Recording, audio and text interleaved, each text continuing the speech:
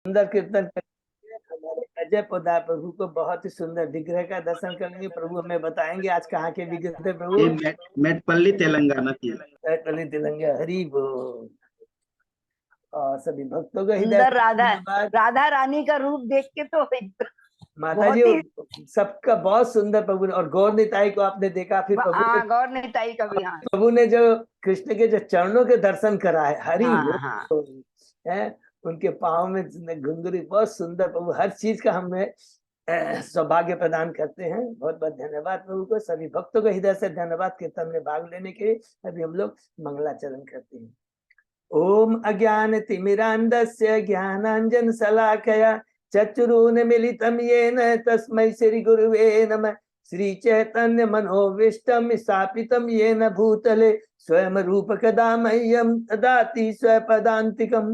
वन्देऽहं श्री गुरु श्री युगपद कमलं श्री गुरु वैष्णवांच च श्री रूपम साग्रजातम सहगना रघुनाथम वितम तम सजीवम स्वादेतम सावभूतम परिजम सहितम कृष्ण चैतन्य देवम श्री राधा कृष्ण पादान सहगना ललिता श्री विशाखा वितांत च। नम ओम विष्णु पादाय कृष्ण पृष्ठाय भूतले श्रीमते भक्ति वेदांत स्वामिन इति नामिने। नमस्ते सारस्वती देवे गौरवाणी प्रचारिणे निर्विशेषा शून्यवादी पाश्चात देश तारिणी। वांछा कल्पतरुभ्यस्य कृपा सिंधुभ्य एव च पतितानां पावनेभ्यो वैष्णवेभ्यो नमो नमः। नमो महावदान्याय कृष्ण प्रेम प्रदायते कृष्णाय कृष्ण चैतन्य नामने गौरत्विषे नमः। हे कृष्ण करुणा सिंधु दीन बंधु जगतपते गोपेश गोपिका कांत राधा कांत नमस्तुते। तप्त कांचन गौरांगी राधे बिंदावनेश्वरी वृषभानुसुते देवी प्रणमामि हरिप्रिये। नीलांचल निवासाय नित्याय परमात्मने बलभद्र सुभद्रायां जगन्नाथाय ते नमः। जय श्री कृष्ण चैतन्य प्रभु नित्यानंद श्री अद्वैत गदाधर श्रीवासादि गौर भक्तवृंद। मुखम करोति वाचालम पंगु लंगे ग्रीम यत्कृपातमहं वंदे श्री गुरुमदीनतारिणं परमानंद माधवम श्री चैतन्य ईश्वरम। हरे कृष्ण कृष्ण कृष्ण हरे हरे हरे राम राम राम हरे हरे। श्री श्री मंगलाचरण की जय। शिला प्रभुपाद की जय। हरे कृष्णा। आज के इस भगवतम चर्चा में सभी भक्तों का हार्दिक स्वागत है। सभी भक्तों के चरणों में मेरा सादर दंडवत प्रणाम है। राधा माधव राधा गोविंद गुरु परम भागवत आचार्यों की असीम कृपा से हम सब भक्त लोग आपस में मिलकर के श्री मद भागवतम के ऊपर में चर्चा कर पा रहे हैं। अभी हम लोग कैंटो 4 के 29वें अध्याय में हैं। नारद तथा राजा प्राचीन वरी के मध्य बातचीत। बहुत ही सुंदर अध्याय है जिसमें पूरा तत्व ज्ञान, ईश्वर तत्व, जीव तत्व, भक्ति तत्व के बारे में बहुत सुंदर वर्णन हम लोग सुन रहे हैं। अपने जीवन में उतारने का प्रयत्न करेंगे। उसके पहले 28 अध्याय हमने कंप्लीट किए। संक्षेप में दोहराते हैं। पहला अध्याय है स्वयंभू मनु के पुत्रियों की वंशावली के बारे में। दूसरा अध्याय में है दक्ष के द्वारा शिव को शाप, किस प्रकार दक्ष शिव को अपमानित करते हैं अपने द्वारा आयोजित यज्ञशाला में। तीसरा अध्याय है माता सती एवं शिव का संवाद की। माता सती को कहते हैं श्री भगवान कि जहाँ कलुषित चेतना होती है, वातावरण कलुषित होता है, वहां तुम्हें नहीं जाना चाहिए। चौथा अध्याय में माता सती का देह त्याग अपने पिता के यज्ञ स्थल में। 5वें अध्याय में शिव द्वारा दक्ष के यज्ञ का विध्वंस करना वीरभद्र के द्वारा। 6वें अध्याय में भगवान ब्रह्मा जी का स्वयं शिव जी के पास जाना और उन्हें बताना कि ये जो यज्ञ है भगवान की विष्णु की तुष्टि के लिए, इसे संपन्न करना जरूरी है।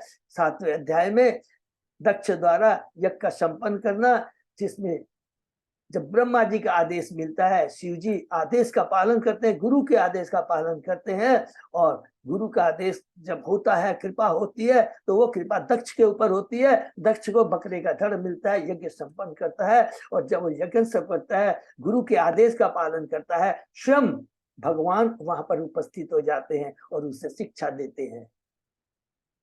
बहुत सुंदर है।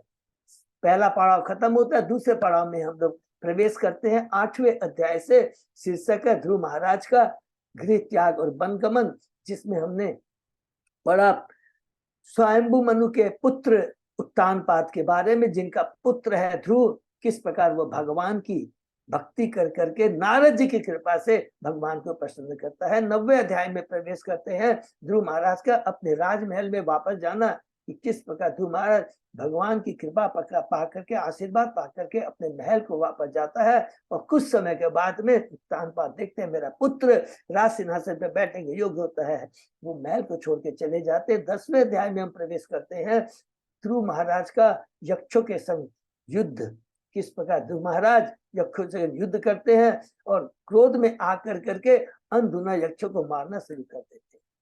11वें अध्याय में हम प्रवेश करते हैं स्वयंभू मनु का ध्रुव महाराज को सलाह, यहाँ सलाह देते हैं ध्रुव महाराज को कि देखो तुम ये जो यक्षों को मार रहे हो ये उचित नहीं है, न्याय नहीं है, राजा का कर्तव्य है सम दृष्टि रखना।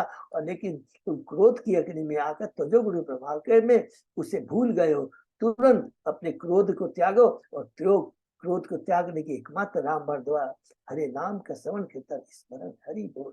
12वें अध्याय में प्रवेश करते हैं ध्रुव महाराज का बैकुंठ के लोक को जाना, किस प्रकार ध्रुव महाराज अपने पितामह अपने गुरु स्वयंभू मनु से ज्ञान प्राप्त करके तुरंत क्रोध को त्यागते, युद्ध को बंद करते, महल में आते हैं और कुछ समय के बाद में पूर्ण रूप से भगवान की भक्ति में लगने के लिए चले जाते हैं बद्रिकाश्रम और भगवान की भक्ति करके बैकुंठ लोक को जाते हैं।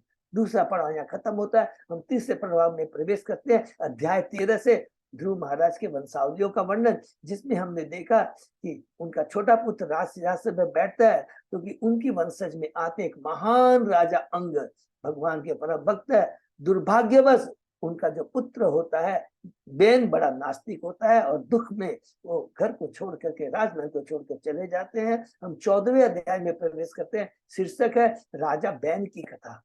उसके अंदर हमने देखा ऋषि राजा बैन को राज सिंहासन पर तो बैठाते हैं, किंतु दुर्भाग्यवश वो सारे धार्मिक कार्यों को बंद कर देता है। ऋषि क्रोधित हो जाते हैं और तुरंत अपनी हुंकार से उसे मार देते हैं और अंत में उसके 100 के जांघों का मंथन कर करके एक निषाद व्यक्ति उत्पन्न होता है जो सारे पापों को झुकी बेन की माता सुनीता थी, मृत्यु की पुत्री थी, सारे अवगुण उसके अंदर में आ जाते हैं। 15वें अध्याय में हम प्रवेश करते हैं, शीर्षक है पृथु महाराज की उत्पत्ति, प्राकट्य और उनका अभिषेक। कि किस प्रकार जब राजा बैन के बाहों का मंथन करते हैं ऋषि, एक कपल उत्पन्न होता है पृथु एवं अर्ची। पृथु महाराज का किस प्रकार अभिषेक होता है, ग्लोरिफिकेशन होता है। 16वें अध्याय में प्रवेश करते हैं, बंदी जनों द्वारा पृथु महाराज की प्रशंसा। पृथु महाराज को बंदी जन बताते हैं, माने हम बद्ध जीवों को बताते हैं पृथु महाराज के माध्यम से कि हे पृथु महाराज, ग्लोरिफिकेशन भगवान और भगवान के भक्तों का होना चाहिए। आप भगवान के शक्तावेश अवतार है और आपका जो ग्लोरिफिकेशन उचित है, स्वयं ब्रह्मा जी ने इसकी पुष्टि की है। आप पृथ्वी का दोहन करेंगे, पृथ्वी को समतल करेंगे, पृथ्वी का आप 100 अश्वमेध यज्ञ करेंगे, चतुर्थ कुमारों में सनत कुमार में ज्ञान प्राप्त करेंगे और प्रजा को 3 तापों से मुक्त करेंगे।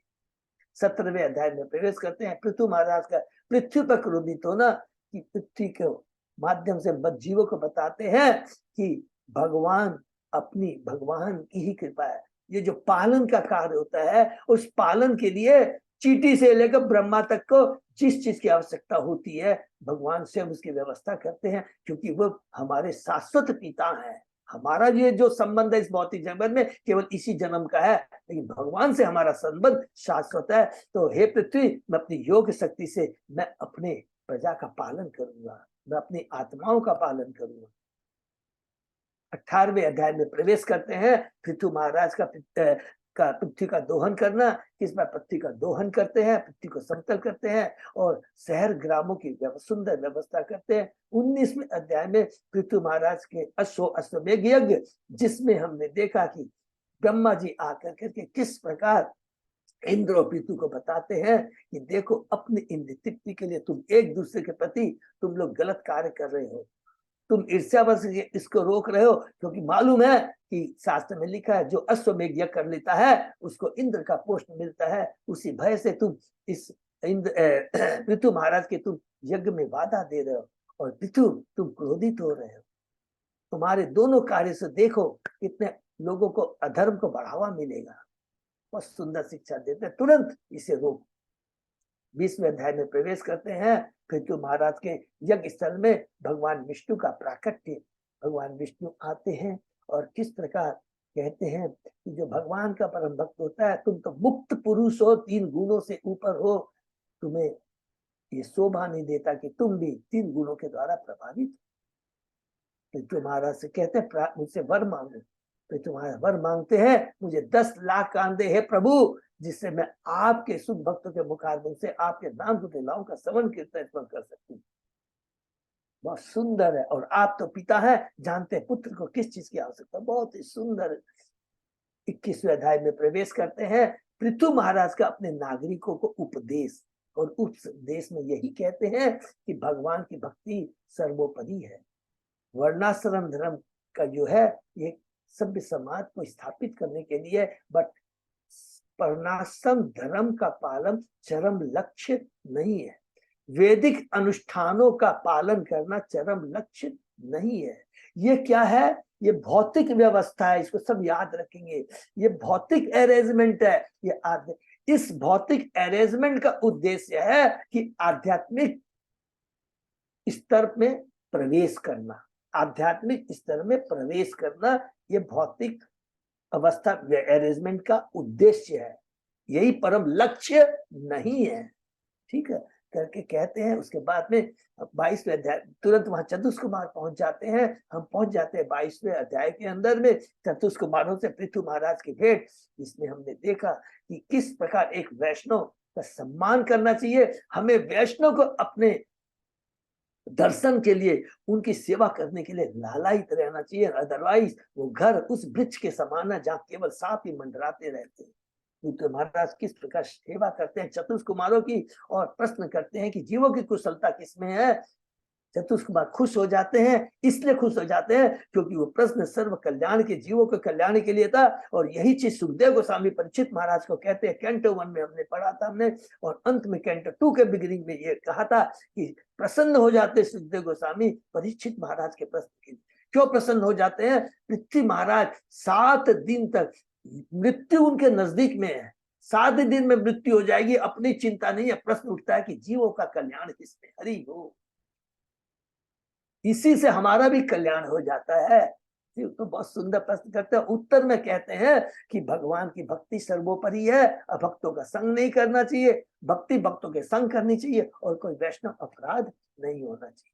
आकाश मार्ग से वापस चले जाते हैं। 23वें अध्याय में हम लोग प्रवेश करते हैं। पृथु महाराज का भगवान के वैकुंठ लोक को जाना।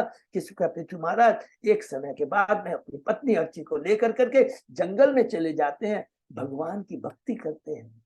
और अर्ची को कितना सुंदर मौका मिलता है। देखिए, भगवान के शुद्ध भक्तों का संग होने से ही चेतना में परिवर्तन आना रहता है।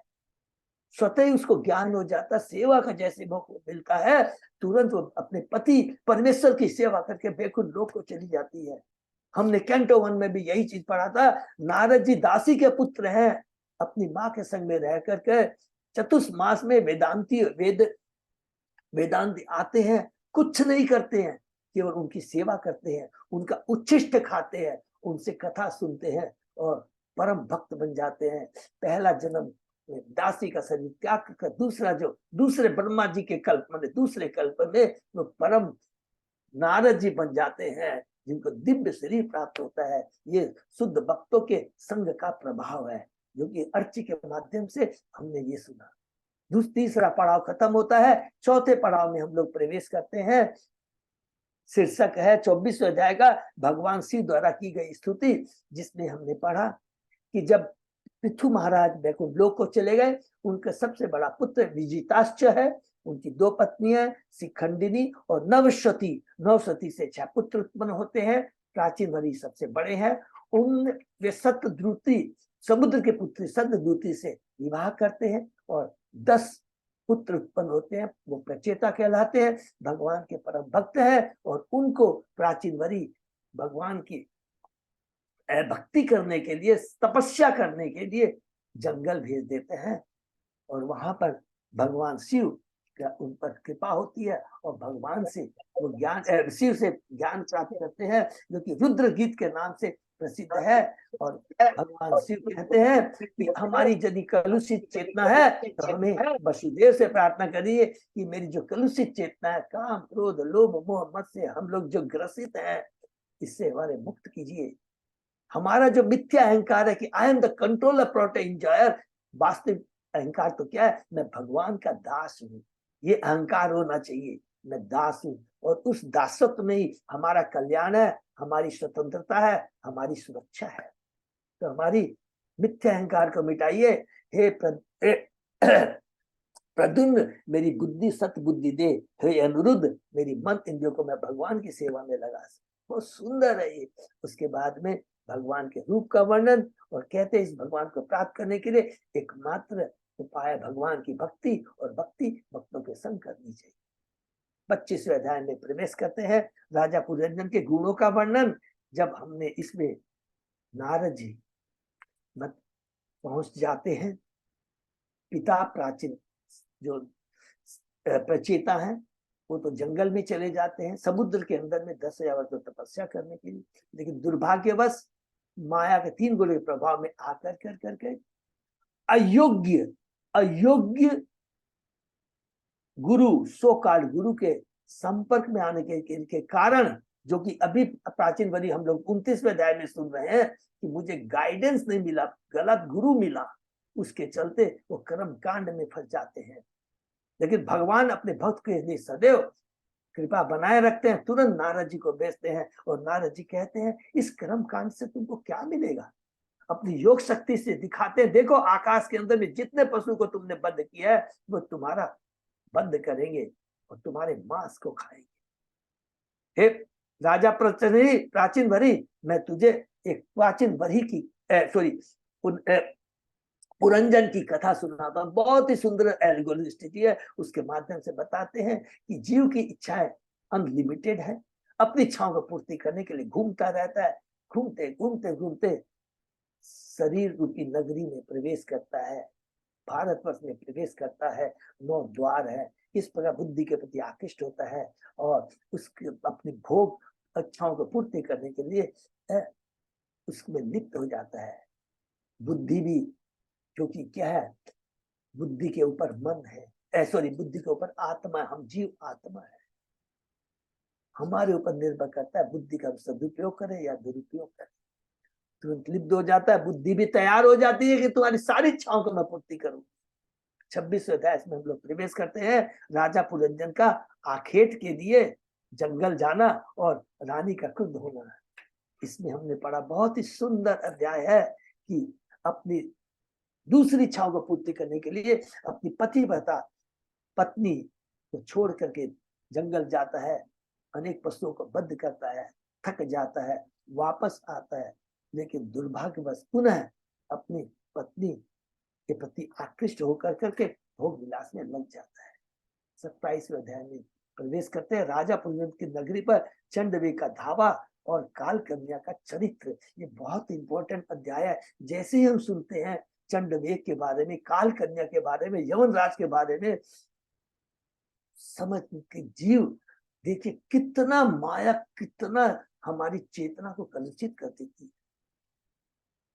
भोग विलास में व्यस्त है, समय बीत जाता है, भूल जाता है कि इस प्रकार एक एक क्षण हमारी आयु का हरण हो रहा है। चंडवेग काल, उसके सैनिक 360 दिन 300 रात, गंधर्व और गंधर्वी, और उसके बाद में कब बुढ़ापा आ जाता है काल कन्या का जीव पता ही नहीं लगता है। और उसके बाद भय से ग्रसित हो जाता है, सारी इंद्रियां, सारे शरीर के वो कार्य करना बंद कर देते हैं। और अंत में प्रज्वार के बारे में प्रभुपाद जी कहते हैं 7 डिग्री का बुखार, जिसमें जीव की मृत्यु हो जाती है, शरीर छोड़ देते। 28वें अध्याय में प्रवेश करते हैं, अगले जन्म में पुनर्जन्म को स्त्री योनि की प्राप्ति। बहुत ही सुंदर है, जिसके अंदर हमने पढ़ा किस प्रकार पुरंजन अपनी पत्नी के प्रति आसक्त होने के कारण शरीर छोड़ता है, और चूंकि मृत्यु के समय उसका स्मरण आसक्ति अपनी पत्नी के प्रति थी, उसे विदर्भ देश के राजा के यहाँ एक राजकुमारी के रूप में जन्म लेना पड़ता है और उसका ब्याह मलध्वज से होता है। चूंकि उसने भक्ति की थी, भक्तों का संग मिला, भक्ति की सेवा करने का, भक्त की सेवा करने का मौका मिला। मलध्वज कुलांचल चले जाते हैं एक समय के बाद, विदर्भी को लेकर करके कुछ समय का तपस्या भगवान की करते हैं, शरीर त्याग देते हैं और विदर्भी उनको देखकर रोती है। इसलिए नहीं, इसको बार बार याद करेंगे कि मेरा इस भौतिक शरीर को धारण करने वाला पति जो कि नहीं, एक वो तो समय सबका संग रहता है, एक लिमिट समय के बाद में सबको छोड़ना पड़ता है, चाहे पुत्र पुत्री हो, हस्बैंड वाइफ हो, संबंधी हो, हमारे पास जो धन हो, हमारे पास कोई तरह की उपाधि, सबको छोड़ना पड़ता है। तुरंत जैसे ही उसमें आसक्ति सब खत्म हो जाती है, उसका शाश्वत सखा मित्र परमात्मा ब्राह्मण के रूप में आता है और कहता है तुम मित्र शरीर के लिए रो रही, अरे वास्तव सखा, शाश्वत सखा तो मैं हूं तुम्हारा, दुर्भाग्यवश तुम मुझे छोड़ करके इस भौतिक जगत में भोगने के लिए आ गई हो। हम दोनों हंसों के तुल्य हैं जो एक ही मानसरोवर रूपी हृदय में वास करते हैं। हम दोनों का स्थान तो वो शाश्वत जग गोलोक धाम है। बहुत सुंदर यहाँ पर वो कहते हैं। और अंत में प्रभुपाद जी कहते हैं कि जो मनुष्य, ये बार बार याद करके, मनुष्य होनी बहुत दुर्लभ है क्योंकि इसमें विकसित चेतना होती है और इसे हम भक्ति में लगा सकते हैं। इस भक्ति चेतना का उपयोग, सदुपयोग भक्ति में, भक्ति के द्वारा भक्ति में लगा सकते हैं और अपनी खोई हुई जो अवस्था है, वसुदेव स्थिति है, पुनः उसमें हम आ सकते हैं, सच्चिदानंद रूप में आ सकते हैं। 29वें अध्याय में प्रवेश करते हैं। शीर्षक है नारद तथा राजा प्राचीन वरी के मध्य वार्ता। बहुत ही सुंदर है कि राजा प्राचीन वरी कहता, देखिए यह प्राचीन वरी कितना ज्ञानी है और पूरे अपने माध्यम से सारी बातें बताता है कि हम बद्ध जीव हैं, सोचते हैं हम बहुत ज्ञानी, हमको बहुत ज्ञान प्राप्त हो गया, लेकिन कहता है कि मैं तो अनाड़ी हूँ। क्योंकि अज्ञानी क्यों हूँ? अविद्या में इसलिए हूं कि मेरे आध्यात्मिक ज्ञान नहीं। भौतिक ज्ञान बंधन का कारण है, आध्यात्मिक ज्ञान हमारे मुक्ति का कारण है। मुझे शुरू से सब बातें बताई और नारद मुझे कहना चाहते हैं, स्टार्टिंग करते हैं 84 लाख योनियों से। कहते हैं यहाँ पर प्रभुपाद जी तात्पर्य में कहते हैं, और यदि भगवान के जब धाम को छोड़कर जीव अपने को स्वतंत्र रूप से भोगना चाहता है तो मनुष्य शरीर प्राप्त होता है, लेकिन माया इतनी प्रबल है, हमें बाध्य करेगी। हम जब अपनी इंद्रिय के लिए प्रयत्न करते हैं उस समय 100% गलतियां होती है और गलतियां करते करते करते हमें 84 लाख योनि में घूमना पड़ता है और उसके बाद जाकर पुनः हमें मनुष्य योनि प्राप्त होती है। और उस 84 लाख भ्रमण में कभी 1 पांव का, कभी 2 पांव का, कभी 3 पांव का, 4 पांव का ये शरीर प्राप्त होता है। जब जीव भोग करने की इच्छा व्यक्त करता है तो 9 द्वार वाले शरीर में प्रवेश कर जाता है और भौतिक सुख के लिए वो बंधन में पड़ जाता है। बहुत सुंदर बात। इसके बाद में कहते हैं जीव को भगवान ने अल्प स्वतंत्रता प्राप्त दी है, उसके ऊपर निर्भर करता है उसका वो सदुपयोग करे या दुरुपयोग करे। किंतु जब जीव स्वामी को भूल करके प्रकृति भौतिक जगत में पड़ता है तो प्रकृति के 3 गुणों से बन जाता है और उस कुत्ते के समान हो जाता है जो कभी इस द्वार, कभी उस द्वार, कभी नरक में, कभी स्वर्ग में। देखिए सबको क्या कहा है, कितना बड़ा है कि ये भ्रमण को कितना सुंदर कहा गया है। ये एक कुत्ता जिस प्रकार एक द्वार से दूसरे द्वार में जाता है, इससे हमको समझ में आ जाएगा कि सुनने में बहुत खराब लगता है लेकिन सत्यता को जाहिर करता है। क्या बोलता है कि ये जब सोचते हैं स्वर्ग में चले गए, नरक, ये सब बेकार है। ये एकमात्र क्या है, माया का प्रलोभन है। हम इन सब विधियों से, इन सब जो कुछ प्राप्त कर लेते हैं, इससे हमारा कल्याण नहीं हो सकता, हम कष्ट से निवारण नहीं पा सकते। एकमात्र अगर हमें इन कष्टों से उभरना है तो इसकी एकमात्र औषधि क्या है, भगवान की भक्ति करना है। भगवान की भक्ति करने से हम भूख प्यास, जो भौतिक बोलेंगे, भौतिक भूख प्यास है, भौतिक चीजों के प्रति शोक मोह और भय है, वो सारा खत्म हो जाता है। उसके बाद में कहते हैं जो भक्ति में लगा रहता है भगवान स्वयं उसकी मदद करते हैं। ये बहुत इंपॉर्टेंट श्लोक में कहा गया है। और कहते हैं वैदिक अनुष्ठान क्या है, कोई जीवन का लक्ष्य नहीं है। जीवन का लक्ष्य भगवान के धाम जाना है और एकमात्र वह कृष्ण भक्ति के द्वारा ही संभव। ये राजा तुम्हें वही कर्म करने चाहिए जिससे भगवान प्रसन्न होते हैं। और भगवान किससे प्रसन्न होते हैं, उनकी भक्ति करने से। और जो एक बार भक्ति में लग जाता है वो भय निर्भय हो जाता है, एकदम डर नहीं करता, डरता नहीं है। और हमने पढ़ा कि उन्होंने एग्जाम्पल देते हैं, हरिण का एग्जाम्पल देते हैं, स्त्री का एग्जाम्पल देते हैं। बहुत सुंदर एग्जाम्पल है। हरिण है अपनी पत्नी के संग में एक उद्यान में बड़ा आनंद बना रहा है, सोचता है मैं बहुत सुख हूं, भूल जाता है सामने भेड़िया खड़ा है जो तुम्हारे मांस को खाने के लिए तैयार बैठा है और पीछे में यमराज है। वो शिकारी रूप है कि वो कब तुम्हें मार देगा, कोई ठिकाना नहीं। और फिर कल में कहते हैं, कल हमने जो पढ़ा, नारद कहते हैं हे राजा तुम मुक्त जीव की कृपा से श्री भगवान की शरण ग्रहण करो। बहुत सुंदर वर्ड किया, मुक्त जीव। इस प्रकार इस संसार के प्रति अपनी आसक्ति का त्याग करो। प्रभुपाद जी कहे वास्तविक ज्ञान का अर्थ है भौतिक जीवन की कष्टमय अवस्था के बारे में जानना। वास्तविक ज्ञान का अर्थ है कृष्ण की खोज। वास्तविक ज्ञान का अर्थ है अपने स्वाभाविक स्थिति को प्राप्त करना, अपने शाश्वत धाम को जाना, जिसके लिए मनुष्य को प्रामाणिक गुरु जीव अर्थात गुरु की शरण ग्रहण करनी चाहिए और धीरे धीरे आध्यात्मिक पथ पर उठना चाहिए जिससे भौतिक जगत से विमुक्त हो सके। जब मनुष्य अनासक्त होता है और साथ ही प्रत्येक वस्तु को कृष्ण के हेतु स्वीकार करता है उससे वैरागी कहते हैं और वो युक्त वैरागी कहलाता है।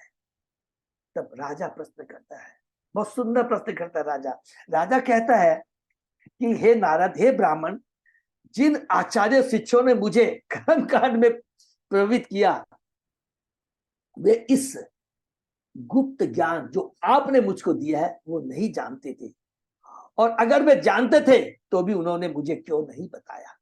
मैं अब भक्ति ज्ञान तथा वैराग्य के अंतर को समझ सकता हूँ। हरि बोल, कितना सुंदर प्रश्न उसने वो कहता है, अब मैं भक्ति ज्ञान तथा वैराग्य के अंतर को समझ सकता हूँ। निसंदेह भक्ति में इंद्रिय तृप्ति का कोई सवाल ही नहीं उठता। जो कल हमने पढ़ा था, ज्ञान संबंध ज्ञान, भगवान ज्ञान मैं कौन हूं, मेरा भगवान से क्या संबंध, ये संबंध ज्ञान है।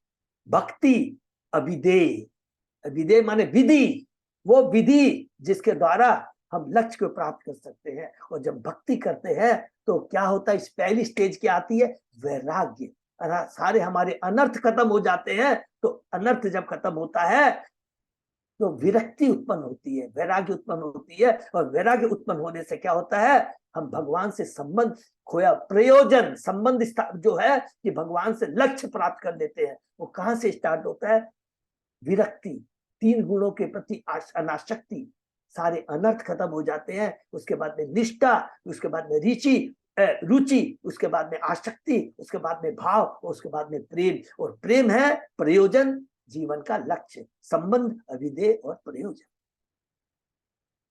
प्रभुपाद जी कहते हैं मूर्ख पुरोहित अपने अनुयायियों को केवल वैदिक स्थानों में व्यस्त रखते हैं। ये लोग कर्म के प्रति खाली जीवों का आकर्षित कहते हैं। और ये जो पुरोहित होते हैं वो क्या कहलाते हैं, बहुत सुंदर कहा था, कर्म जड़ स्मृति कहलाते हैं। वे जीवन उद्देश्य से अपरिचित होने के कारण वे भीड़ को अंधकार में डाल देते हैं, गड्ढे में डाल देते हैं। अतः समस्त श्रेणी के लोगों को प्रकाशित करने के लिए एकमात्र दवा है, एकमात्र उपाय है कृष्ण भावनाविद आंदोलन के प्रति अपने को जोड़ना। वही मैं। फिर राजा पूछता है ये वाला जो हम लोग, ये बहुत सुंदर, और आगे इसके बारे में नाजी बताएंगे। क्या प्रश्न करता है, पिछले जन्म में जिस शरीर में कर्म किया था वह तो नष्ट हो चुका है, अतः उस कर्म का भोग दूसरा जो हमें शरीर में मिलता है वो किस प्रकार संभव है। बहुत सुंदर है। तो प्रभुपाद जी यहाँ पर कहते हैं नास्तिक लोग को यह ज्ञान ही नहीं है कि किस तरह सूक्ष्म शरीर वर्तमान शरीर के कर्म फलों को अगले स्थूल शरीर तक पहुंचाता है। ये बहुत ज्ञान है। अर्थात सूक्ष्म शरीर और स्थूल शरीर, जो स्थूल शरीर क्या है, पृथ्वी अग्नि जल वायु आकाश से बना हुआ है। और सूक्ष्म शरीर क्या है, मन बुद्धि अहंकार है। ये क्या है, हमने गीता में बहुत डिटेल से पढ़ा है। अब यहाँ पर नारद जी प्राचीन वरी को राजा को आगे में बताएंगे हम बद्रीजों के लिए। तो हम लोग आगे बढ़ते हैं, शुरू करें। ओम नमो भगवते वासुदेवाय, ओम नमो भगवते वासुदेवाय, ओम नमो भगवते वासुदेवाय। नारायण नमस्कृत्य नरं चैव नरोत्तमं देवी सरस्वती व्यासं ततो जयम् उदीरये। नस्त्रायेषु अभद्रेषु नित्यं भागवत सेवया भगवती उक्तम श्लोके भक्ति भवति नैष्ठिकी। कृष्णाय वासुदेवाय देवकी नंदनाय च नंद गोप कुमाराय गोविंदाय नमो नमः। आराध्यो भगवान ब्रजेश तनय ततदाम वृंदावनम रमया काचित उपासना व्रजबधु वर्गेण्य कल्पिता। श्रीमद् भागवतम प्रमाणम अमलम प्रेमा पुमर्तो महान। श्री चैतन्य महाप्रभो मतमिदम तत् आदरो न पर। हरे कृष्ण कृष्ण कृष्ण हरे हरे, हरे राम राम राम हरे हरे। कैंटो 4 चैप्टर 29 श्लोक नंबर 60 प्रभु जी। 60 ना प्रभु? हाँ ओके, थैंक यू प्रभु। 60। तो नारद वाचा, तो नारद प्रश्न उत्तर, दो प्रश्न है। पहला तो प्रश्न कितना सुंदर कहा है कि मेरे को कर्म कांड में जिन्होंने लगाया रहा प्रशिक्षक, उनको उन्होंने मुझे बताया नहीं। लेकिन सच बात तो यह उनको खुद को ज्ञान ही नहीं है। उनको ये ज्ञान ही नहीं है कि हम शरीर हम की आत्मा, उनको ये भी ज्ञान नहीं है। फिर दूसरा प्रश्न कहते हैं कि हम जो पुराने शरीर में जो भोगते हैं, तो वो जो कर्म करते हैं उसका फल हमको कैसे दूसरे शरीर में होगा? पर दूसरे शरीर को तो मालूम ही नहीं है, वो तो दूसरा शरीर है, पहला शरीर।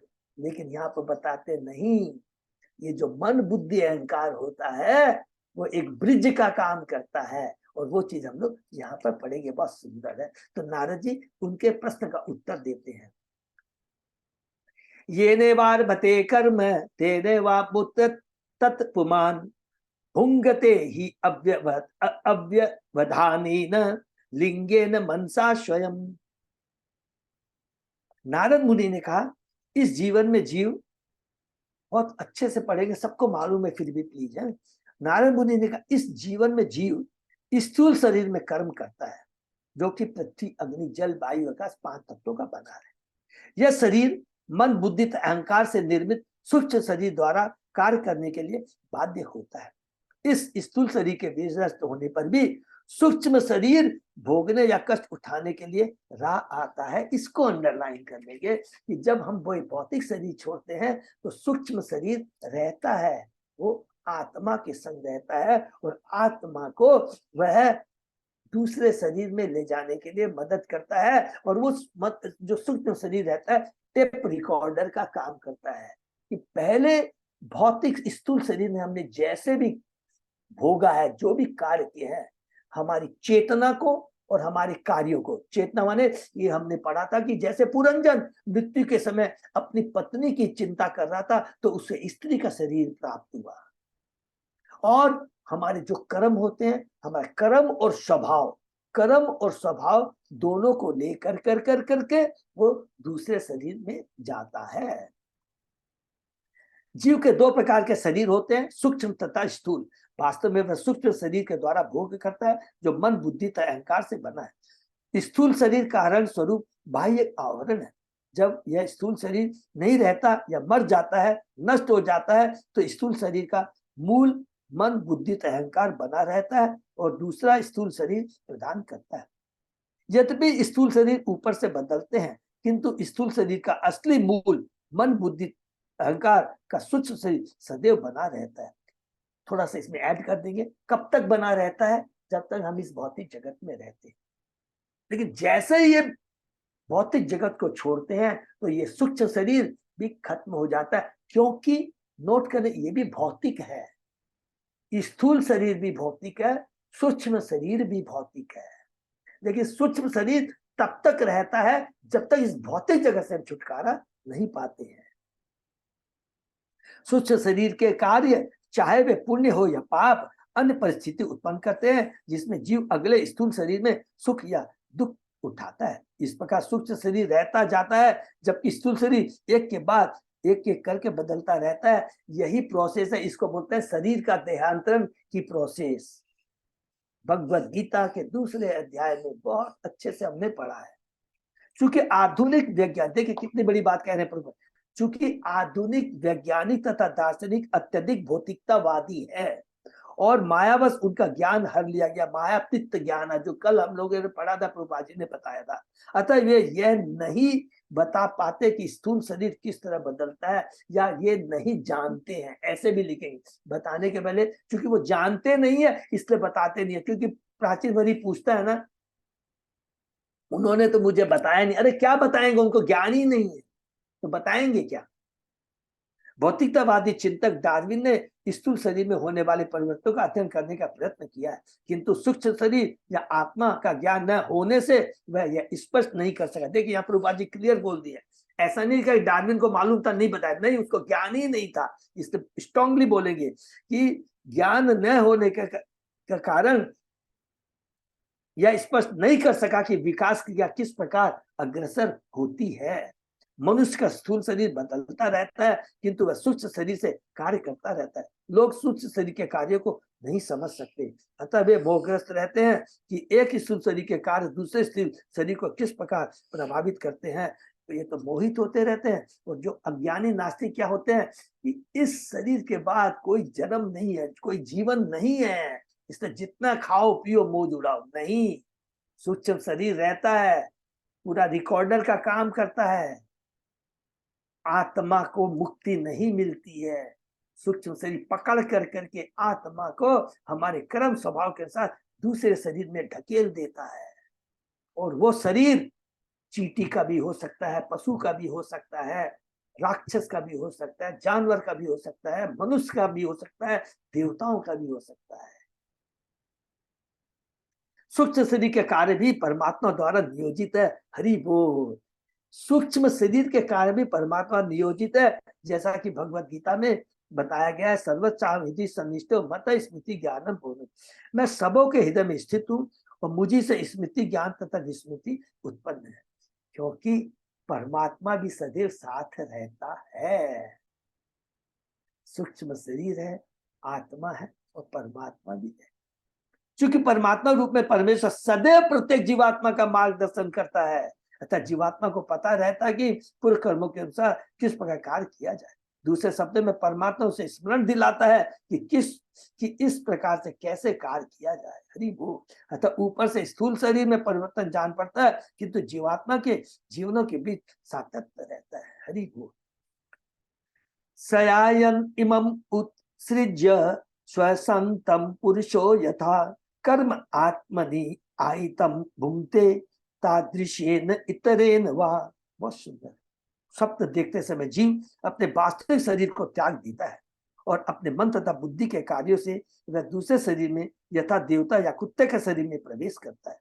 इस स्थूल शरीर को त्याग कर जीव इस लोक अथवा अन्य लोक के पशु या देवताओं के शरीर में प्रवेश करता है। इस प्रकार वह अपने जीवन के कर्म फलों को भोगता है। कितना देखिए भगवान ये दिव्य ज्ञान है, ये भी ज्ञान है, कितना दिव्य ज्ञान है। और कितनी इसको समझ, अगर हम बार बार इसको पढ़ के समझ लेंगे तो हमको समझ में आ जाएगा कि कोई भी शरीर प्राप्त करते हैं बंधन है। माया को इस भौतिक आत्मा को इस भौतिक शरीर से निकालना है। ऐसा नहीं कि एक भौतिक शरीर से दूसरे भौतिक शरीर में चले गए, बहुत अच्छा है, पहले क्लास सी क्लास के कैदी से एक क्लास के कैदी बन गए, सोचते मेरा प्रमोशन हो गया। अरे नहीं, जेल के अंदर ही हो, इस जेल से निकलना है। यही वास्तविक क्या है, मनुष्य जीवन का सदुपयोग है। यद्यपि मन बुद्धि तथा अहंकार सुख तथा दुख के मूल कारण हरि बोल, तो भी भोगने के लिए निमित्त कारण स्वरूप स्थूल शरीर की आवश्यकता पड़ती है। स्थूल शरीर भले बदलता रहे, किंतु सूक्ष्म शरीर सक्रिय रहता है। जब तक जीव को अन्य स्थूल शरीर नहीं प्राप्त हो जाता, वह सूक्ष्म शरीर या भूत प्रेत के शरीर में रहा आता है। हरि बोल।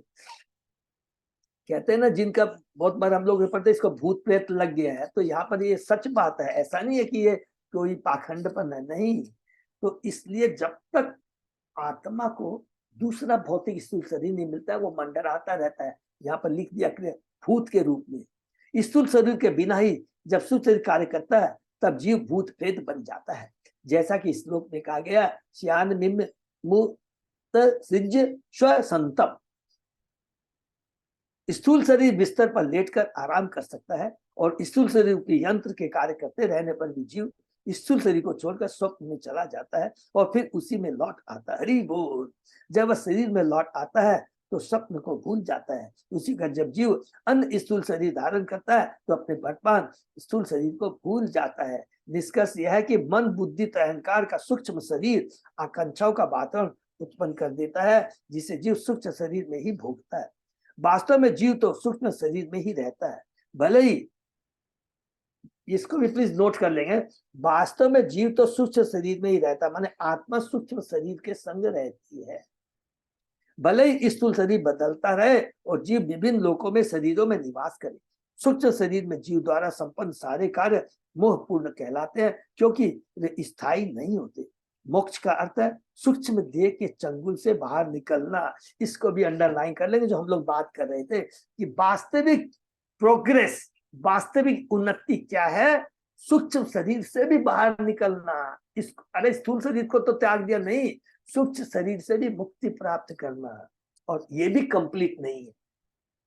याद रखेंगे, हम लोग ने बहुत हायर स्टडी किया है प्रभुपाद जी। मुक्ति प्राप्त करने के बाद में भी अगर हमको क्या है, भगवान की भक्ति से जोड़ना है। अगर हम भक्ति करते हैं तो क्या फायदा होता? 3, स्थूल शरीर छूटता है, सूक्ष्म शरीर छूटता है, और उसके बाद में भगवान का धाम मिलता है। ज्ञानी लोग को क्या होता है? स्थूल शरीर छूटता है, सूक्ष्म शरीर भी छूट जाता है, लेकिन उन्हें वापस आना पड़ता है, क्योंकि वो भगवान से नहीं जुड़ते हैं। पुनः उनको वापस आके स्थूल शरीर को पकड़ना पड़ता है। हरि बोल। इसलिए कहते हैं भुक्ति मुक्ति दोनों भक्ति की दासी है। क्लियर है ना? हरे कृष्णा प्रभु जी। हाँ माता जी। ये ना सूक्ष्म शरीर है ना, निष्क्रिय नहीं रहता है, वो चेतना रहती है उसके अंदर, वो कोई भी शरीर में रहता है। अगर स्थूल शरीर खत्म हो जाता है तो सूक्ष्म शरीर बना ही रहता है क्या? ये हाँ माता जी, यस तो माता जी। भूत प्रेत में कहीं पे भी रहता है, लिखा है ना इसमें, निष्क्रिय नहीं रहता है वो। बिल्कुल माता जी, एकदम सही। निष्क्रिय क्यों नहीं रहता, ये भी समझ में आ गया कि वो आत्मा के संग रहता है। अच्छा। बहुत सिंपल। और उसको और भोगने के लिए, क्योंकि उसका कल्याण तो हुआ नहीं है, भौतिक जगत में मंडरा रहा है, और भौतिक जगत में रहने के लिए, भोगने के लिए स्थूल शरीर की बहुत दरकार होती है, नहीं तो उसी को भूत बोल देते हैं। ठीक है ना? मोक्ष करता है सूक्ष्म देह से चंगुल से बाहर निकलना। हरि बोल। जबकि स्थूल शरीर से मोक्ष का अर्थ है एक स्थूल शरीर से दूसरे में आत्मा का देहांतर। इसको बहुत इंपॉर्टेंट, इसको अंडरलाइन कर लेंगे। जब मन को कृष्ण चेतना की शिक्षा मिलती है, हरि बोल, जब मन बुद्धि अहंकार दोनों नोट करके रखेंगे, जब मन को कृष्ण चेतना की शिक्षा मिलती है, प्रॉपर गुरु मिलता है, तो मनुष्य या तो स्वर्गलोक या वैकुंठ लोक को जाता है, अतः मनुष्य को शिष्य परंपरा द्वारा भगवान से प्राप्त वैदिक आदेश से प्राप्त ज्ञान के अनुशीलन से अपनी चेतना बदलनी होती है। यदि हम इस जीवन में सूक्ष्म शरीर को कृष्ण विषयक चिंतन का प्रशिक्षण देते हैं, तो इस स्थूल शरीर को छोड़ने पर हम कृष्ण लोक को जाएंगे, और एक ऐड कर देंगे, उस समय सूक्ष्म शरीर भी छूट जाएगा, क्योंकि कृष्ण लोक में भौतिक शरीर का कोई मतलब ही नहीं होता है, वहां तो आध्यात्मिक शरीर होता है। ठीक है? इसकी पुष्टि से भगवान ने भगवद गीता में जन्म कर्म च मे दिव्यमेवं यो वेति तत्वतः त्यक्ता देहं पुनर्जन्म नैति मामेति सो अर्जुन। हरि बोल। हे अर्जुन, जो व्यक्ति मेरे प्राकृतिक कर्मों की दिव्य प्रकृति के अवगत है, वह इस शरीर को त्यागने के पश्चात इस संसार में जन्म नहीं लेता, बल्कि मेरे शाश्वत धाम को प्राप्त होता है। कृष्ण का ज्ञान, कृष्ण के बारे, कृष्ण से संबंधित कर्म अगर हम करेंगे तो 100% हम भगवान के धाम जाएंगे। कृष्ण से संबंधित कर्म, कृष्ण के आदेश के अनुसार, कृष्ण की तुष्टि के लिए हम कर्म करते हैं, तो माया हमारा बाल बाका बिगाड़ नहीं सकती है। माया को, क्योंकि माया किसकी दासी है? बहुत सिंपल चीज है, कृष्ण की दासी है। ये हमको समझना है। जैसे ही हम कृष्ण के चरणों में जाते हैं, कृष्ण माया को ऑर्डर देंगे, इस जीव को तुरंत छोड़ दो, 1 सेकंड में उसको छोड़ना पड़ेगा। इस प्रकार स्थूल शरीर का परिवर्तन उतना महत्वपूर्ण नहीं जितना कि सूक्ष्म शरीर का। हरि बोल। इसलिए हमें सूक्ष्म शरीर से मुक्ति प्राप्त करना है, ठीक है ना। और वो तभी प्राप्त होगा जब भी संभव है, जब हम भगवान की भक्ति करेंगे। कृष्ण भक्ति आंदोलन लोगों में सूक्ष्म शरीर को प्रसाद करने की शिक्षा प्रदान करता है। इस प्रसंग में आदर्श उदाहरण अम्बरीश महाराज का है, जिन्होंने अपने मन को सदैव भगवान श्री कृष्ण के चरण कमलों में लिप्त रखा। सर्वे मन कृष्ण प्रदान विद्यो। इसी प्रकार हमें अर्चा के रूप में उपस्थित कृष्ण के चरण कमलों में अपने मन को स्थिर करना चाहिए। हमें उनकी पूजा भी करनी चाहिए, जो कि हमने रुद्र गीत में पढ़ा था। कितना सुंदर सी भगवान ने पूरा वर्णन किया था। भगवान के चरणों का हमें ध्यान करना चाहिए, हमें उनकी पूजा भी करनी चाहिए। यदि हम अपनी वाणी को भगवान के गुणगान में, कानों को उनकी लीलाओं का श्रवण करने में लगाए और यम नियम के द्वारा मन को कृष्ण चेतना अग्रसर करने के लिए अक्षत रखे, तो निश्चय हम आध्यात्मिक पद को प्राप्त कर सकेंगे। जब मृत्यु के समय मन बुद्धि अहंकार दूषित नहीं, तब मृत्यु के समय मन बुद्धि तथा अहंकार दूषित नहीं होंगे। जीव के साथ मन बुद्धि अहंकार भी उपस्थित रहते। जब मन बुद्धि अहंकार शुद्ध हो जाते हैं तो जीव की सारी कर्मेंद्रिय आध्यात्मिक बन जाती है। हरि बोल। इस तरह जीव सच्चिदानंद रूप प्राप्त कर लेता है। सच्चिदानंद रूप प्राप्त कर लेता माने जीव सच्चिदानंद है, लेकिन माया के द्वारा उसकी चेतना जब कलुषित हो जाती है तो उस सच्चिदानंद, वो वसुदेव अवस्था नहीं रहती है। लेकिन भक्ति के द्वारा पुनः हम अपनी कलुषित चेतना को त्याग करके अपने वास्तविक ओरिजिनल रूप में आ जाते, सच्चिदानंद रूप में आ जाता है। सत्य चित्त और आनंद। परमेश्वर तो सदैव सच्चिदानंद रूप है और हम भी सच्चिदानंद है, किंतु जीव भगवान का अंश होकर भी सुखभोग की इच्छा से इस संसार में आकर दूषित हो जाता है। एक तत्व कितना बढ़िया बात लगा। जीव की चेतना ओरिजिनली शुद्ध है, भौतिक जगत में आके वो कलुषित हो जाती है। कहीं नहीं लिखा कि जीव की चेतना हो जाती है, कलुषित हो जाती है। इस सब पर जोर देंगे। भगवान ने सब भगवद गीता में अपने धाम को लौटने का नुस्खा बताया, फॉर्मूला बताया। हरि बोल। मन मना भवत्र को मध्याजी माम नमस्करु माम वैसे युक्त आत्मानम मत परायण। सदैव मेरा चिंतन करो, मेरा भक्त बनो, मेरी पूजा करो और मुझे ही नमस्कार करो। इस पर मुझे में पूर्णतः मग्न रहने पर तुम मेरे पास आ जाओगे। पूरी गीता के अंदर में एक ही श्लोक 2 बार आया। पहली लाइन 18वें अध्याय में और ये 9वें अध्याय में। मन मना भवत्र मम एते मनसा यत् अशो अहम इति ब्रुवन् गृह्यात तत्पुमान् रागम कर्म येन पुनः भव। जीव इस देहात्म बुद्धि के अंतर्गत कार्य करता है। देखिए देहात्म बुद्धि किसको कहते हैं, यहाँ पर नारद जी बता रहे हैं, जो कि सेम चीज देवहूति ने कहा था अपने पिता कपिल, अपने पुत्र भगवान कपिल देव को। क्या देहात्म बुद्धि के अंतर्गत कार्य करता है कि मैं यह हूं, मैं वह हूं, या मेरा कर्तव्य है, मैं और मेरा की जो देहात्म बुद्धि है, अतः मैं इसे करूंगा। ये मानसिक संस्कार है और ये सारे कर्म अस्थायी है। फिर भी भगवान के अनुग्रह से जीव को अपने समस्त मनोरथ पूरे करने का अवसर प्राप्त होता है। जब तक मनुष्य देहात्म बुद्धि में रहता है, भगवान भी उसको और उसकी भौतिक इच्छाएं रहते हैं, तो भगवान भी उसको पूरा करने में मदद करते हैं। इसलिए नहीं कि फंसाने की, एक शिक्षा देने के लिए। अच्छा तेरे को इच्छा लग रहा है, सत्य के प्रति तेरी आसक्ति है, चल एक बार भोग के तू देख ले। और भगवान ही सारी व्यवस्था भी करते हैं, ये हमने पढ़ा है। जब तक मनुष्य देहात्म बुद्धि में लीन रहता है, तब तक उसके सारे कार्य उसी स्तर पर संपन्न होते हैं। इसे समझना कठिन नहीं है। इससे संसार में हम देख रहे हैं कि प्रत्येक राष्ट्र अन्य राष्ट्र को पिछाड़ देना चाह रहा है और प्रत्येक व्यक्ति अपने संगी से आगे बढ़ जाना चाहता है। ब्रैकेट में लिख देंगे रजोगुण के प्रभाव के चलते ये सारे कार्य सभ्यता की प्रगति के नाम पर चल रहे हैं। शरीर के सुखी बनाने की अनेक योजना है जो स्थूल शरीर के नष्ट होने पर सूक्ष्म शरीर तक पहुंचती है। यह तथ्य नहीं है कि स्थूल शरीर के नष्ट हो जाने पर जीव भी नष्ट हो जाता है। इस हमको गीता में दूसरे अध्याय में बहुत अच्छे से पढ़नी है।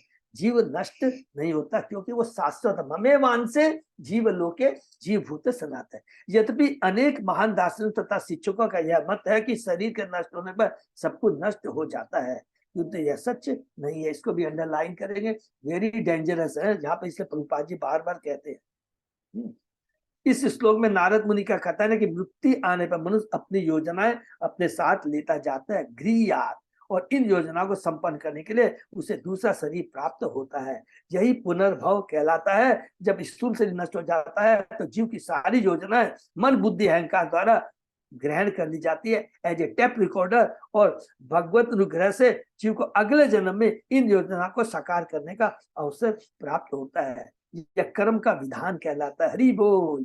जब तक मन कर्म विधान में लिप्त रहता है उससे अगले जन्म में एक न एक शरीर धारण करना पड़ता है। इस शरीर को सुखी या दुखी बनाने के लिए किए गए कार्यों का समूह कर्म है। देखिए कर्म किसको कहते हैं? देखिए इस शरीर को सुखी दुखी बनाने के लिए कार्यों का समूह, जितने भी हमने कर्म किया हमने सचमुच यह देखा है। देखिए प्रभुपाद जी कह रहे हैं हमने सचमुच यह देखा कि जब एक सज्जन मरने को हुए हो तो उन्होंने अपने डॉक्टर से कहा कि उन्हें 4 वर्षों तक और जीवित रहने का अवसर प्रदान करे, जिससे वे अपनी योजनाएं पूरी कर सके, और तुमको जितना पैसा चाहिए मैं दूंगा। इसका अर्थ यह हुआ कि वे सज्जन मरते समय अपनी योजनाओं के विषय में सोच रहे थे, जैसे कि पुरंजन मृत्यु के समय अपनी पत्नी के बारे में सोच रहा था कैसे वह घर का पालन करेगी। अपनी मृत्यु के बाद वह व्यक्ति अपनी योजना अपने सूक्ष्म शरीर के द्वारा जो मन बुद्धि अहंकार से बना है अपने साथ लेता गया। इस प्रकार परमात्मा के अनुग्रह से जो हमारे हृदय में सदैव विद्यमान है उसे दूसरा अवसर प्राप्त होगा। इसको भी नोट कर लेंगे, बहुत इंपॉर्टेंट है। ज्ञान तो बहुत जरूरी है, लेकिन क्या परमात्मा सदैव साथ में रहता है और परमात्मा देखता है इसकी क्या इच्छा है, और भगवान परमात्मा उसकी इच्छा के अनुसार जो कि मन बुद्धि आकार में रिकॉर्डेड है दूसरा शरीर प्रदान करता है नंबर 1, और सारी सुविधाएं भगवान प्रदान करते हैं उसकी उस इच्छाओं को पूर्ति करने के लिए। सर्वसाधिधि सन्निमिष्टो मत स्मृति गानम पहुंच, अगले जन्म में उसे परमात्मा से स्मृति प्राप्त होती है और वह विगत जीवन की योजनाओं को संपन्न करने लगता है। भगवद गीता के अंत श्लोक में भी इसकी व्याख्या की है। ईश्वर सर्वभूतानां हृदय अर्जुन ब्राह्मण सर्वभूतानि यंत्र आरूढ़ाणि माया। ये अर्जुन परमेश्वर सबों के हृदय में स्थित है और उन समस्त जीवों को जो माया से निर्मित यंत्र आरूढ़ घूमने का निर्देशन कर रहा है। प्रकृति द्वारा प्रदत्त वाहन पर आसीन तथा अंतःकरण से परमात्मा द्वारा याद दिलाए जाने पर यह जीव अपनी योजनाओं की पूर्ति के लिए ब्रह्मांड भर में यह सोचने में संघर्ष करता रहता है मैं ब्राह्मण हूँ, मैं क्षत्रिय हूँ, मैं अमेरिकी हूँ, मैं भारतीय। अर्थात इसको बोलते हैं देहात्म बुद्धि। देहात्म बुद्धि 3 गुणों के द्वारा जो हमारी बुद्धि क्या हो गई है? भ्रमित हो गई है, आच्छादित हो गई है। अज्ञानता अविद्या से आच्छादित हो गई है। ये सारी उपाधियां एक जैसी है। एक अमेरिकी अपेक्षा एक ब्राह्मण होना या निग्रो की अपेक्षा एक अमेरिकी बनने में कोई लाभ नहीं है। यह सब प्रकृति के गुणों के बस देहात्म बुद्धि है। हरि बोल। यथा अनुमीयते चित्तम उभयो इंद्र ईयते एवं प्राक देहजम कर्म लक्ष्यते चित्त वृत्ति भी। जीव की मानसिक स्थिति को 2 प्रकार की इंद्रियों कर्मेंद्रियों तथा ज्ञानेंद्रियों द्वारा समझा जा सकता है। इस प्रकार किसी मनुष्य की मानसिक स्थिति से उसके पूर्व जन्म की स्थिति को समझा जा सकता है। अंग्रेजी कहावत है मुख दर्पण, मुख मन का दर्पण। हरि बोल। यदि कोई क्रुद्ध होता है तो उसका क्रोध उसके मुख पर तुरंत प्रकट हो जाता है। उसका स्थूल शरीर की क्रियाओं से अन्य मानसिक दशा प्रकट होती है। दूसरे शब्दों में स्थूल शरीर के सारे कार्य मानसिक अवस्था के प्रतिफल है। मन के कार्य सोचना, अनुभव करना तथा इच्छा करना, और ये कर्मेंद्र क्या है? उसके अनुसार कार्य करना। मन की इच्छाएं शरीर की क्रियाओं से प्रकट होती है। निष्कर्ष यह कि हम शरीर तथा इंद्रियों की क्रियाओं से मन की अवस्था को समझ सकते हैं। पूर्व शरीर के पूर्व कर्मों द्वारा मन की अवस्था प्रभावित होती है। जब मन किसी इंद्रिय के साथ जुड़ जाता है तो वह किसी न किसी तरह तुरंत प्रकट हो जाता है। उदाहरणार्थ जब मन में क्रोध रहता है तो जीभ लड़खड़ाने लगती है, हाथ गुस्सा आता है कि मैं मारूंगा तेरे को, है ना। जैसा ही मन सोचा उसी हिसाब से इंद्रिया कार्य करना शुरू कर देती है। बहुत सिंपल है। तो जीव लड़खड़ाने लगती है। उसी का जब मन का क्रोध हाथों द्वारा प्रकट होता है लड़ाई होने लगती है। पांव द्वारा प्रकट होने पर पाद प्रहार होता है, मन की सूक्ष्म क्रियाएं विभिन्न इंद्रियों द्वारा अनेक प्रकार से प्रकट होती रहती। कृष्ण चेतना भी मनुष्य का मन उसी प्रकार से कार्य करता है। हरि बोल। जीव हरे कृष्ण महामंत्र का जप करती है, आनंद विभोर होने से हाथ ऊपर उठते हैं और पांव नाचने लगते हैं। हरि बोल। ये लक्षण अष्ट सात्विक विकार कहलाते हैं। सात्विक विकार का अर्थ सत्वगुण भाव या कभी कभी दिव्य अनुभूति के रूपांतर। हरि बोल। तो यहीं पर हम लोग विराम देते हैं। बहुत सुंदर ढंग से नारद जी हम बद्ध जीवों को प्राचीन वरी राजा के माध्यम से बताते हैं। जो कि गीता में हमने पढ़ा है वो ठीक है, लेकिन जितना हम बार बार पढ़ेंगे तो हमारी जो चेतना है, जो चीज बातें हैं हृदय में कैसे उतरेगी, इसका एकमात्र उपाय है बार बार लगातार उसी चीज को हमें शुद्ध भक्तों के माध्यम से, भक्तों के बीच में रह कर करके शुद्ध भक्तों से प्राप्त करना और भक्तों के बीच में चर्चा करना। तो हम ये जो ज्ञान प्राप्त कर रहे हैं किससे प्राप्त करता है? तीन है, गुरु, साधु और शास्त्र। इसको याद रखें, गुरु, साधु और शास्त्र, इससे हम प्राप्त कर रहे हैं और आपस में हम लोग सब मिल करके चर्चा करके जीवन में उतारने का प्रयत्न कर रहे हैं। लेकिन गारंटी एक ही बात की है कि प्लीज प्लीज जितना भी हमने प्राप्त किया है, एक ही कंडीशन बहुत जरूरी है, हाथ जोड़ के सबसे रिक्वेस्ट है जो हमने सीखा, कभी भी अभक्त के मुंह से नहीं सुनना, ज्ञान प्राप्त नहीं करना। दो चीजें हैं, उसका कारण क्या है? पहला तो मैं तो उसको कुछ ज्ञान है, यहाँ पर प्रभुपाद जी कितना डार्विन के बारे में बता रहे हैं, बड़े बड़े वैज्ञानिक दार्शनिक, उनको ये भी नहीं मालूम है कि हम शरीर है या आत्मा। नंबर वन, उनको ये भी नहीं मालूम है कि स्थूल शरीर और सूक्ष्म शरीर किसको बोलते हैं। उनको ये भी नहीं मालूम है कि किस प्रकार आत्मा का एक दूसरे शरीर का देहांतरण, ट्रांसमिग्रेशन होता है, उनको नहीं मालूम है। सोचिए, ये ज्ञान हमको, हम लोग को भी नहीं था, ये तो प्रभुपाद जी की कृपा। इसलिए कहते हैं साधु, गुरु और साधु आचार्य, गुरु जो हमें आत्मा से चैत्य गुरु के रूप में, बाह्य के गुरु में, इतने गुरु इस्कॉन में प्रभुपाद जी ने दिए हैं, और शास्त्र इतनी सुंदर बुक्स प्रभुपाद जी ने हमको दे दी। और हमको क्या चीज चाहिए? और इसके अलावा भक्तों का संग दे दिया, सब कुछ दे दिया है।